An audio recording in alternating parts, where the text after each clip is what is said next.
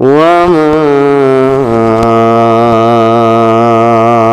أرسلنا من رسول إلا بلسان قومه।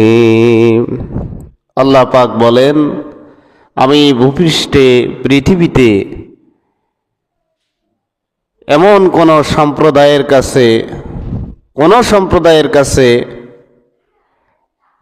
রাসূল পাঠাই নাই ওই সম্প্রদায়ের লোক ছাড়া। তিনি ওই গোত্রের লোক, ওই এলাকার লোক, ওই দেশের লোককেই আমি রাসূল করে পাঠিয়েছি। কেন পাঠালাম? লিয়ুবাইয়িনা লাহুম, যাতে করে তিনি আমার মেসেজগুলো, আমার কথাগুলো ওই সম্প্রদায়ের লোকদেরকে ঠিক যেই ভাষায়, একই ভাষাভাষী করে যেহেতু পাঠিয়েছি, একই ভাষায় তাদেরকে আমার কথাগুলো, আমার বাণীগুলো বোঝানোর চেষ্টা করবে, বুঝিয়ে দিবে।